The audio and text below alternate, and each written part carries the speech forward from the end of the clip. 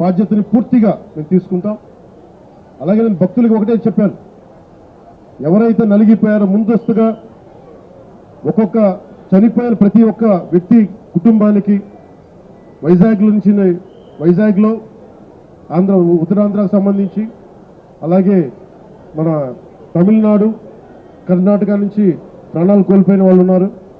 వారి కుటుంబాలకి గౌరవ ముఖ్యమంత్రి గారు కూడా ఇదే తెలియజేయబోతున్నాను. ప్రభుత్వం నుంచి టీటీడీ బోర్డు మెంబర్ అలాగే పోలీస్ కానీ ఒక్కొక్కళ్ళు వెళ్ళి ఈ రోజున వారు ఎవరైతే చనిపోయారో, ఎవరైతే వచ్చారో వాళ్ళందరికీ క్షమాపణలు చెప్పాలి, వారికి సంతాపం ప్రకటించాలి, వారి స్థాయిని మనకి ధైర్యం కల్పించాలి. అలాగే చనిపోయిన వాళ్ళకి మనకి ఎక్స్గ్రేషియాతో పాటు అది ముఖ్యమంత్రి గారు మాట్లాడతారు. అది అలాగే జరిగిపోయిన వాళ్ళకి క్షతగాత్రులు అయినందుకు వాళ్ళకి ఎక్స్గ్రేషియా కానీ ఇవన్నీ ప్రకటిస్తాం. వీటన్నిటికంటే కూడా లోపల నుంచి జరగాల్సింది ఒక ప్రక్షాళన అయితే జరగాలి. మొన్న జగదీప్ గౌరవ vice president honourable vice president కూడా ఇదే చెప్తా ఉన్నారు. టీటీడీ బోర్డు మనకి విఐపి ఫోకస్ నుంచి కామన్ మెన్ ఫోకస్కి వెళ్ళాలి.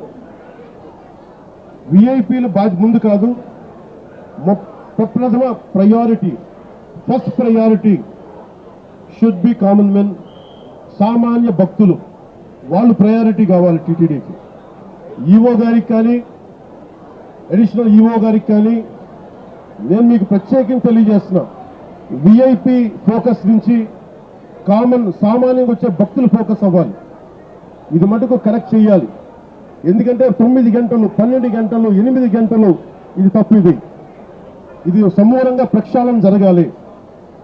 కుదిరితే 1-2 గంటల్లోపు వెళ్ళిపోవాలి, లేదంటే వాళ్ళు విశ్రాంతి గదుల్లో వెయిట్ చేయాలి. ఇది టీటీడీ బోర్డు పాలకా మండలిలో కూడా నాకు తెలిసిన సభ్యులు అందరికీ తెలియజేశారు. కానీ దాని మీద ఎందుకు యాక్షన్ తీసుకోలేదు, ఎందుకు క్యూ పద్ధతిని పాటించలేదు, వీటన్నిటినీ కూడా మనకి ఎంక్వైరీ జరుగుతూ ఉంది. ముఖ్యమంత్రి గారు దీని మీద రివ్యూ చేస్తూ ఉన్నారు. కానీ దానికంటే ముందు మేము దీనికి బాధ్యత తీసుకుంటున్నాం. భవిష్యత్తులో ఇలాంటివి జరగకూడదు, ఇక్కడైనా కాదు ఏ గుడిలోనూ జరగకూడదు. ప్రత్యేకించి టీటీడీకి ఈరోజు జరిగింది చాలా నాకు వ్యక్తిగతంగా చాలా గాయపరిచింది. చాలా భరించలేని బాధ ఉంది నాకు.